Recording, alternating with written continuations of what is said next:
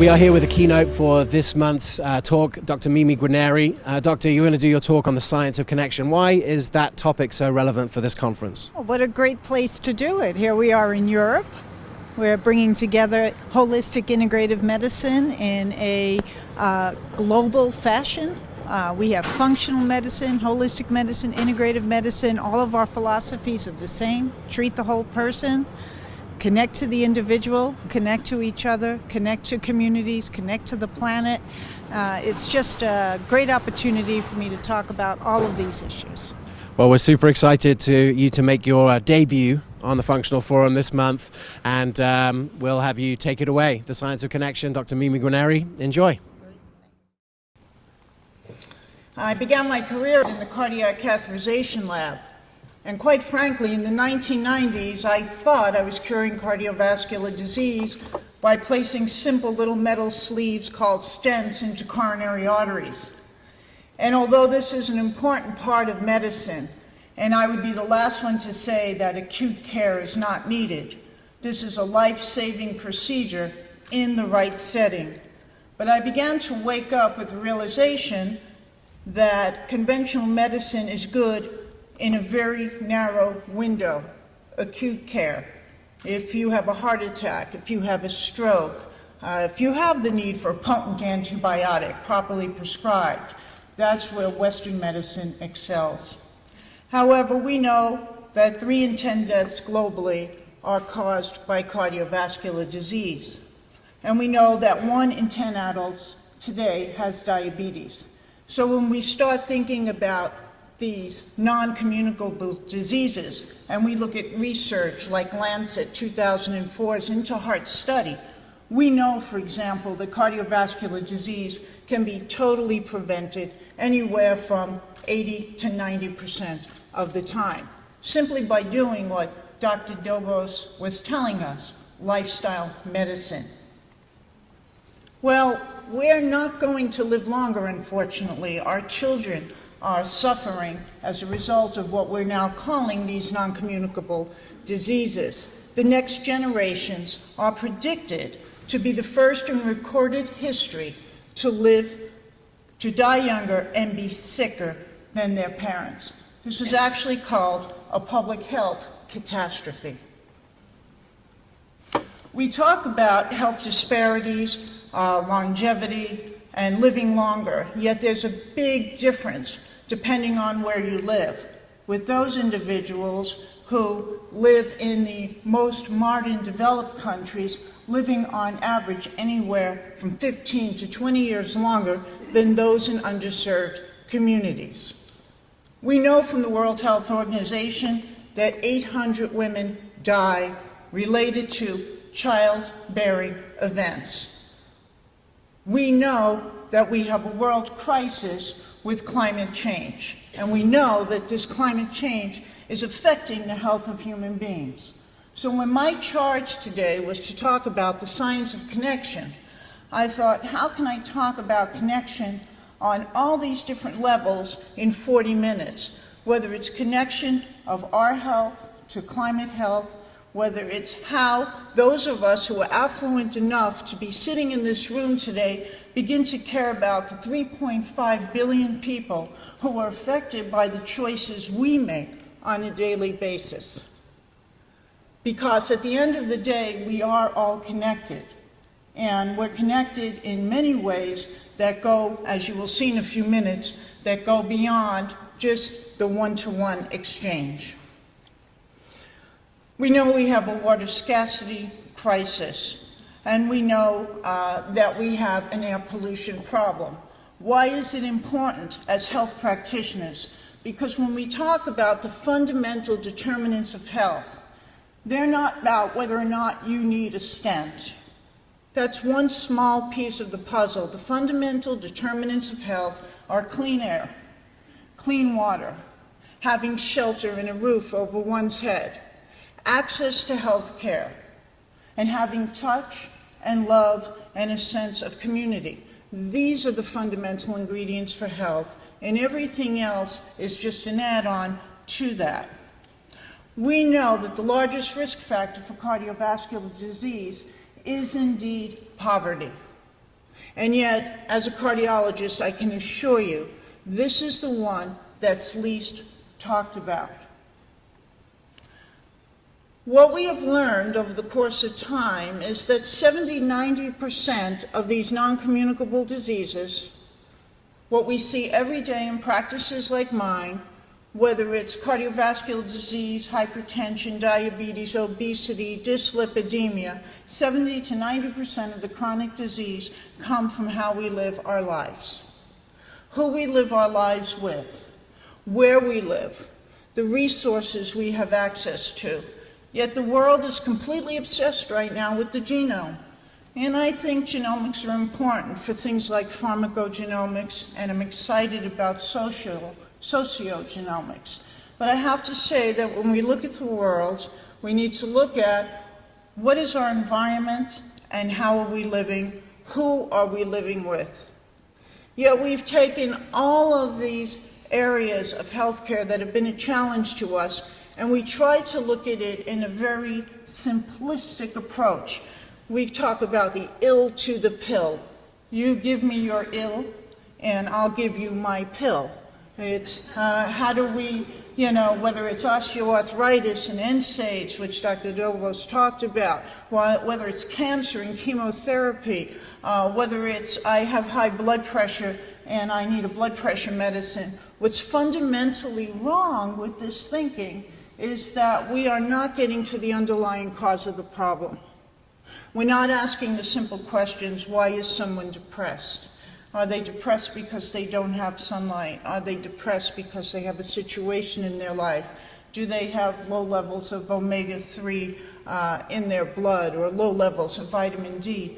Getting to the underlying cause of the problem is truly fundamental to the holistic integrative medicine approach. And it's not an approach that says, take this pill for this disease. It's not reductionistic. And quite frankly, that's why I was so happy to visit the clinic last night, and the whole anthroposophical medicine philosophy resonates very deeply with these principles. A patient of mine showed up with this in the office one day and said, well, this is all the medicines and supplements that I have. And the sad part is, in the United States at least, people go to specialists. Primary care is almost a thing of the past. Anything you have, someone will go to a specialist and get a pill for their ill. We just heard about gross domestic product. Well, if we look at just the pharmaceutical industry, in the US it has 2% of the GDP. That's just the pharmaceutical industry. And we know, depending on where we're living, that this use of pharmaceutical therapy continues to grow. And of course, I'm not against pharmaceutical therapy if and when you need it.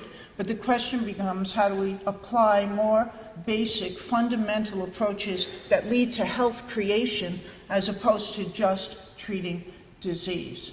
And why is our connection together important in that? So there you have it.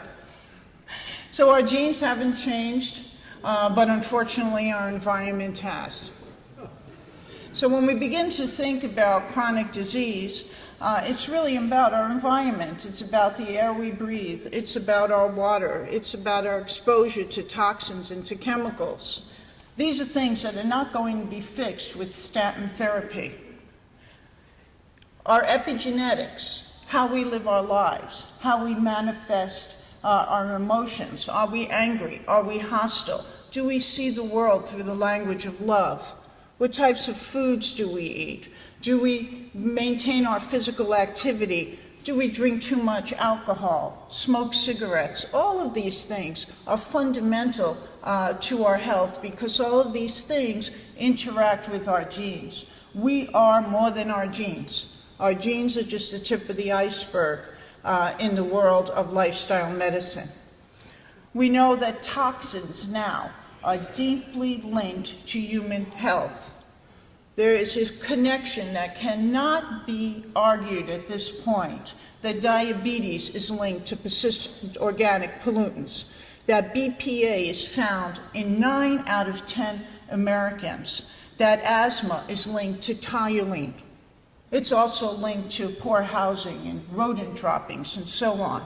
So these connections between our health, our physical, emotional, mental well-being is deeply, deeply connected to the planet's health. If you look at obesity alone and you look at diabetics, what is staggering to realize is those people who develop diabetes are the ones that are exposed to the highest level of persistent organic pollutants. Even if they're overweight, with no persistent organic pollutants, less likely to develop diabetes. So the challenge is much bigger than anything any of us could ever imagine. Yet where do we spend our money? Well, the amount of money needed each year to provide reproductive health care for all women in developing countries is a mere $12 billion, the amount of money which is spent on perfumes in Europe and in the United States. That, to me, is wake-up call. The amount of money needed each year to provide water and sanitation for all people in developing nations is $9 billion. The amount of money spent annually on cosmetics is $8 billion. I think you see where I'm going with this. Each and every one of us has the power to be the change that we want to see, whether it's the choices we make in the foods that we eat, i.e., less planetary impact if we eat a vegetarian, vegan, or a Mediterranean diet versus a typical Western diet, whether we decide to walk or drive, whether we decide to support industries in this way versus using our money in a more productive way, or if we support industries, do we support industries that have a conscious capitalism focus, that are giving back? And these are questions for each and every one of us to answer as an individual. Because the reality is, whether you look at the healthcare system, whether you look at the planet, this is where we are right now. And it's painful, but it's not too late to change. And it's not too late to stand together as an international community and be that exact change. You heard Dr. Dobos' definition of integrative health and medicine, and I just want to say that and reaffirm that it is truly about the relationship between practitioner and patient.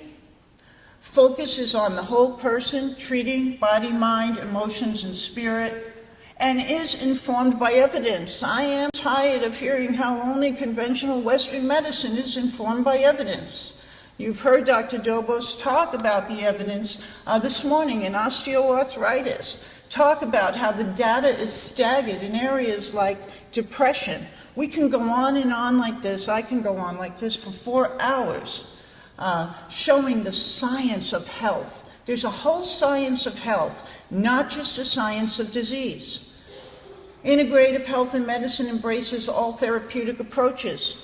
When I was in the cath lab and I was placing 700 plus stents a year, my patients would go up to the ICU and they wouldn't be at this beautiful clinic that we had time at last night getting proper food. They would be getting roast beef and mayo sandwiches on white bread, right?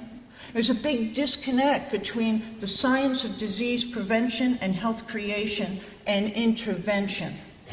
Right? And how do we start to bring that together? Recognizing that all healthcare providers and disciplines need to come together to serve people in achieving health creation and optimal health. Personally, I'm not in favor of the word CAM. I think everyone should be working to their highest licensure. If you're a doctor in naturopathic medicine, that's who you are. You're a doctor in naturopathic medicine. If you're a traditional Chinese medicine practitioner, that's who you are. And everyone should be proud of their licenses and their titles, and we should all be working together, knowing when to go for whom, depending on what our patients need. Our philosophy at the Academy at Integrative Health and Medicine is that prevention is the best intervention. And quite frankly, If you had a sick tree, you would probably not say, let me just cut off all the branches or drug the branches like we do with the Western medicine approach. You might say, let me fix the soil. And the soil of our human lives, again, is made up of our environment, our physical activity, our ability to sleep, our micro and macro nutrition, how we respond to stress and tension, where are we at emotionally, mentally, and spiritually? How are we connected to our community? And then wrap our arms around how are we connected to our planet? It's a body, mind, spirit approach. And at the end of the day, this is one of our patients from our 1990s research with Dean Ornish. Our biography, who we are in our community and our connection to the world, is what becomes our biology. In the 1990s, when Ronnie King and I created the Scripps Center for Integrative Medicine in a conventional healthcare institute, they told us your meat and potato men will never do yoga and meditation, vegetarian diet, and sit and support groups. Yet we were able to demonstrate, if you look from the left to the right, reversal of coronary artery disease using lifestyle change. These are angiograms. To your left, 1 year prior to learning a vegetarian diet, yoga, and meditation. To your right, 1 year later, showing coronary artery disease reversal. Ornish's program, which demonstrated a savings of $6.66 for every dollar spent, is now approved by CMS in the United States today for patients with coronary artery disease. Likewise, his research went on to expand into prostate cancer. And if you look to your left, all the red areas represent prostate cancer genes which are turned on. These gentlemen with Gleason 6 prostate cancer were taught vegan diet, yoga, meditation, support groups, how to handle stress, exercise, to take care of their body, mind, and spirit.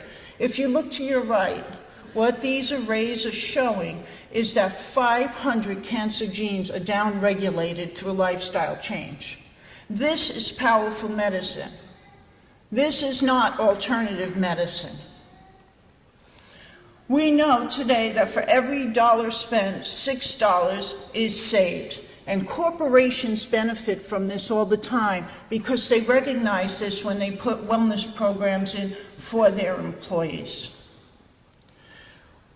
We know that the planet's health and our health, again, is intimately connected. For example, agricultural land use, energy consumption, water consumption, greenhouse gas emissions are all reduced if we choose to be vegetarian or vegan.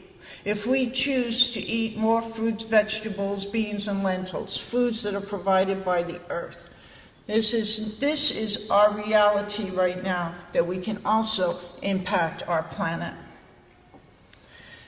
The NHS Sustainable Development Unit had this to say a number of years ago, and I'm not going to read it all to you, but I have to say, when I read this, I thought, yes, this is what makes the most sense to me, that we need to move healthcare from an institution-led service to health and social care as part of our community, that we need to move from sickness to health creation, that it's not just about the MDs, that we all have a personal responsibility to our own health and the health of our communities and, quite frankly, the health of the world.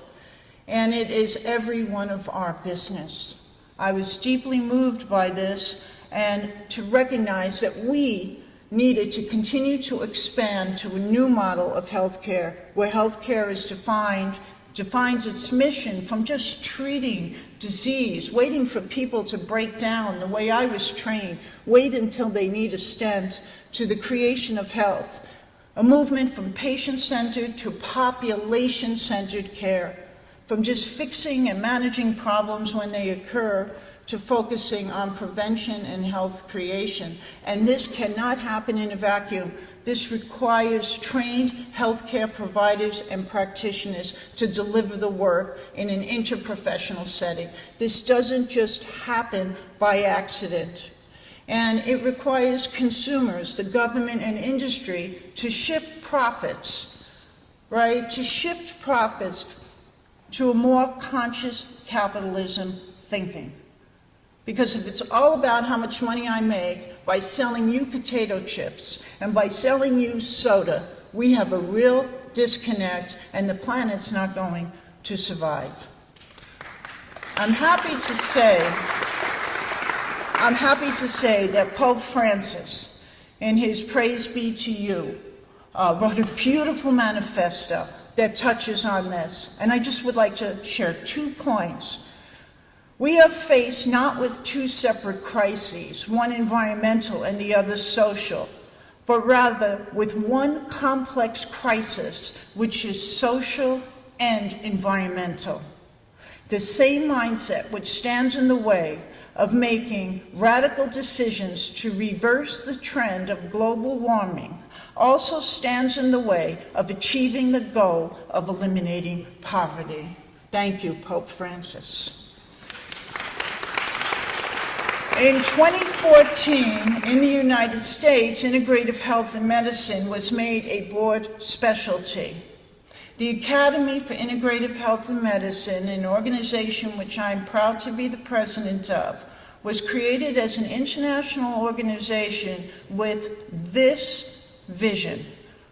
A vision where healthcare is about health and available to all.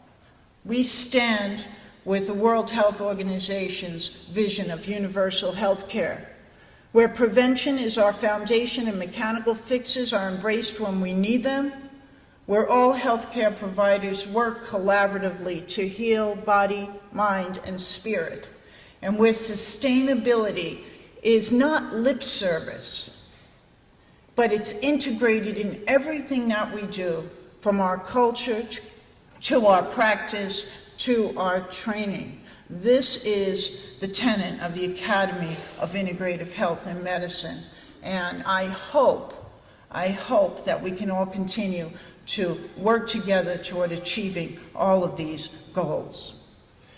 Now, for the end of this talk, I want to focus on what I was asked to speak about on a narrow and then broaden out the issue of the science of connection. How are we connected? And when I began to think about this, for me, it's always about human health and planetary health. But we can go back to the most fundamental connections from the birth of a child, from a baby in utero, our first fundamental connection to our parent.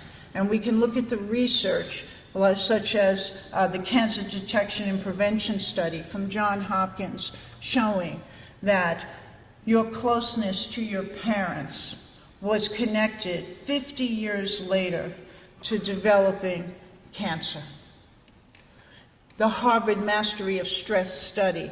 This is Gary Schwartz and Linda Russick's work, looking at your relationship with your parents and major illness later in life.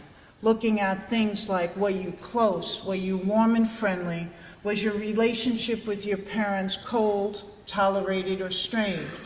Their research showed that for those individuals that related their relationship with their parents, both parents, as cold, strained, had a 100% incidence of major illness in midlife, versus 50% for those who said their relationship was warm and close.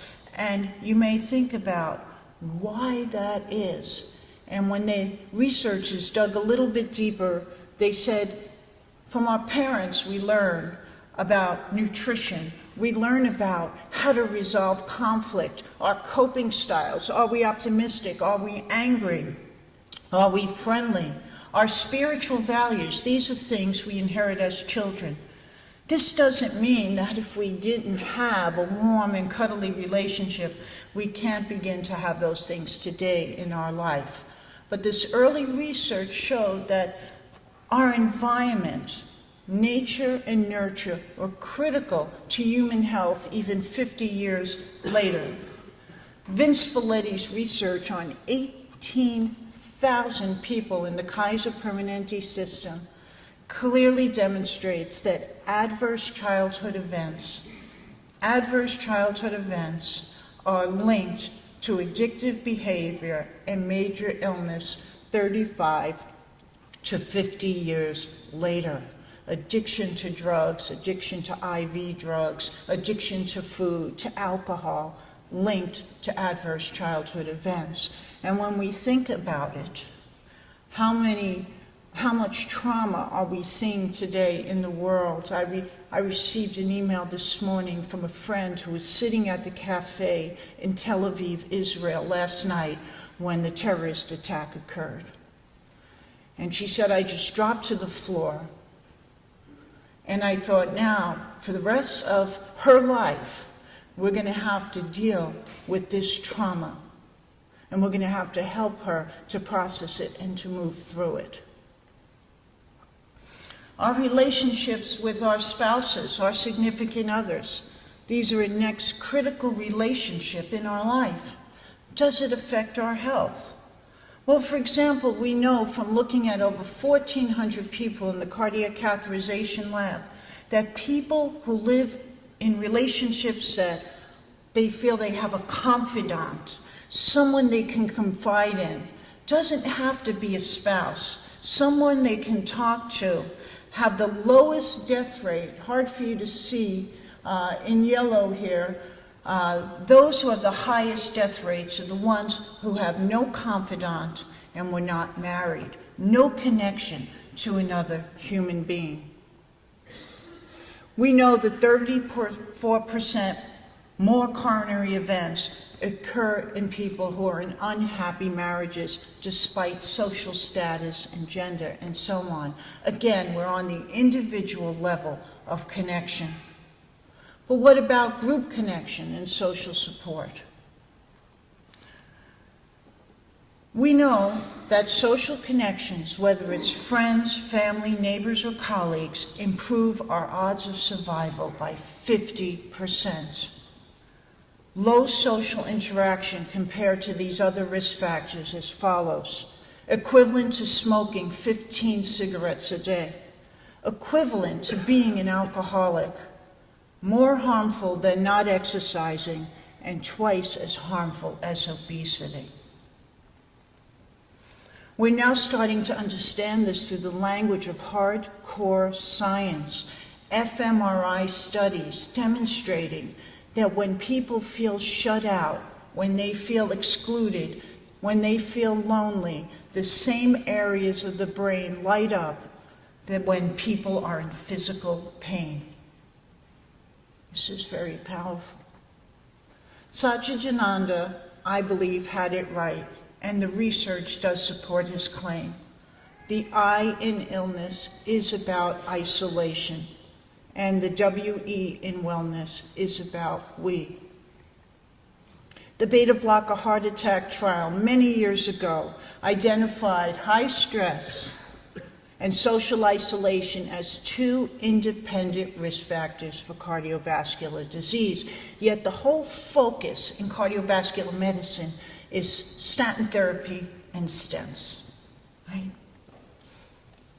We know from the Roseto community in Pennsylvania, an Italian community that moved to Roseto and kept their Italian, old world Italian ways, traditional households, 3 generations, families coming together for meals. For some reason, this community was not having heart attacks. The researchers couldn't figure out why, because all the surrounding communities of Roseto had the same heart attack rates as the rest of the state. And they went in and said, what is unique about this community? Why are they different? They're smoking cigarettes. Why are they not experiencing these events? And what the researchers found was that it was the 3 generational households, their religiosity, and their traditional values. They called it the golden age of Roseto, that this community was somehow able to not fall into the gap of cardiovascular events the same as their surrounding communities. We know that when people with depression feel emotionally supported, it negates the effect of the depression. And we know that 75% of people who've had a heart attack, their deaths are related to depression within the next 6 months. So again, the I in illness is isolation. Same for the melanoma studies. People who participated in support groups with melanoma, 13 recurrences, 10 deaths in the control group versus 3 deaths in those people in the support groups. Don't you think that this impacts the immune system? That every cancer patient needs to have available exactly what Dr. Dobos was talking about? What about our connection to nature? We know that children who are out in nature and playing have lower levels of behavioral conduct disorders, less anxiety, less depression, a higher sense of self-worth, and they're more likely to recover quicker from stressful situations. So again, connection to our parents, connection to each other, our relationships, connection to nature. All of these things have a profound impact on our health. And what about connection to a higher power, to a different belief system? I love this Cheyenne proverb that says, when you lose the rhythm of the drumbeat of God, you are lost from the peace and rhythm of life. Connection to something that we may believe is greater than us. The 21st century will be all spiritual, or it will not be at all. And I believe that. His Holiness the Dalai Lama said, I have found that the greatest degree of inner tranquility comes from the development of love and compassion. The more we care for the happiness of others, the greater our own sense of well-being becomes. The concept of service, that we're responsible to each other. We are each other's harvest. We know this from the research. People who volunteer, people who help others, 21% greater feeling of self-worth, 13% lower aches and pains. It's good to do good. And it's good to have our patients connected to their place in the world, to have their purpose in life. It is better to give than to receive. The research supports this. Older adults who gave love and support to children, teaching them to read, teaching them to write, had much fewer health issues. Again, the W-E in wellness is we. So Rachel Naomi Naiman put it beautifully. She said when she was a physician who was just fixing, she wasn't a happy physician. When I was a physician who was just fixing arteries, I was proud of what I did, but my work was burning me out. I didn't feel like I was serving. The minute I changed my thinking to service, my whole role as a physician changed. I began to love my work again. Voltaire said it's the physician's job to amuse the patient while nature cures the disease. Right? What kind of environment do we put our patients into? Do our energies, our attitude, who we bring into the room, does that affect the people around us? This is Dave Rakel's research on how perceived empathy in a physician affects someone with a common cold. And this is what he found, that if patients went to a physician that had less than perfect empathy, their cold lasted for 7 days. If they went to a physician that they perceived as having perfect empathy, their cold lasted for 5.89 days.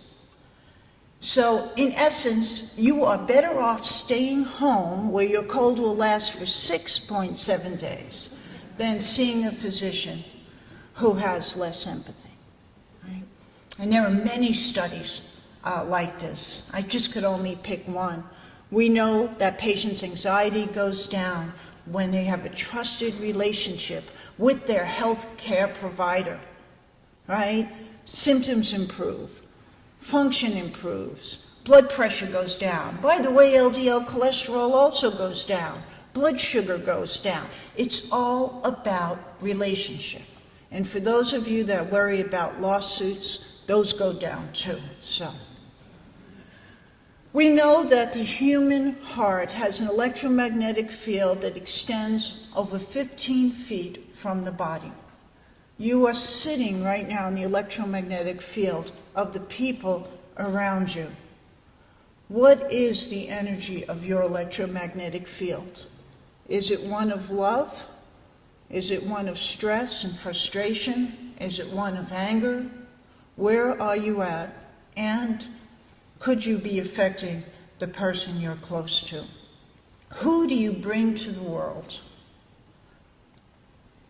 Well, HeartMath has done some interesting research in this area. So now we go to another level, where they said, what happens if we put an EEG on a mom, an EKG on a baby, and we monitor brain waves and heart waves? And what they found is that the baby's heartbeat in red is detected in the mom's brainwave. Does that surprise anyone here? Right.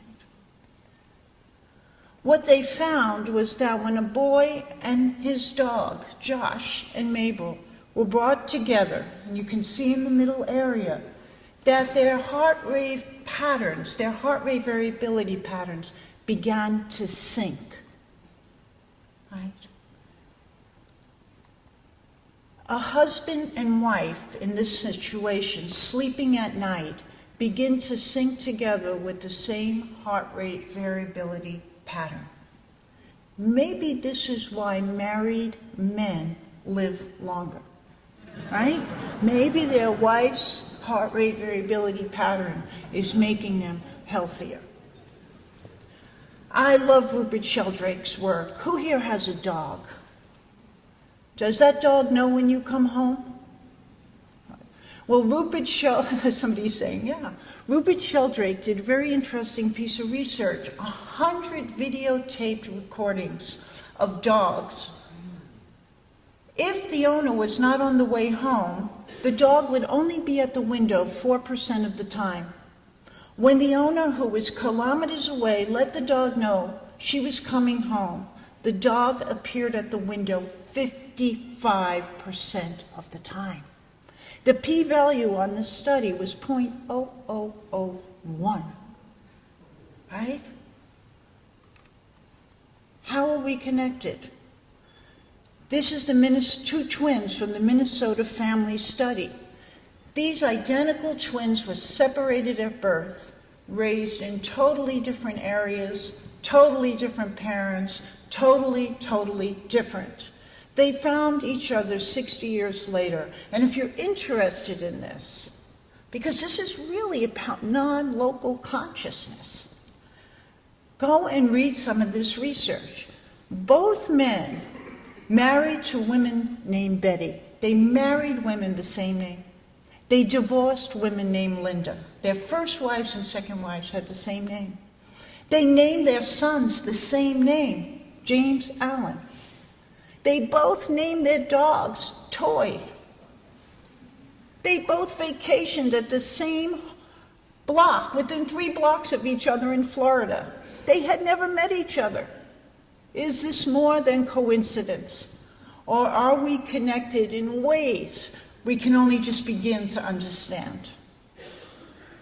When transcendental meditators, 7,000 strong, meditated for world peace, there was a 72% reduction in world terrorism during the time that 3 assemblies of 7,000 transcendental meditators were meditating. Did they shift consciousness through their meditation? The same studies were done looking at crime in the US, in Philippines, and India, and each time the meditators went into community and did group meditation, the crime rate went down.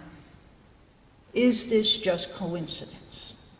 Or is there a connection, again, that we're only just beginning to understand? In the 60s, Martin Luther King said this: "It really boils down to this, that all life is interrelated. We are all caught in an inescapable network of mutuality, tied into a single garment of destiny. Whatever affects one destiny affects all." We are in a single garment of destiny. We are not Germany, the United States. We are a world family. Our home is planet Earth. And the sooner we recognize this, the better we're all going to be. Pope Francis said this less than a year ago: "The economy should not be a mechanism for accumulating goods, but the proper administration of our common home. It is an economy where human beings, in harmony with nature, structure the entire system of production and distribution in such a way that the abilities and needs of each individual find suitable expression in social life." We have to remember that love is the ultimate message, and love heals. Join us at our conference in San Diego at the end of October next year. It's been an honor to stand before you today. I'm deeply humbled. Thank you.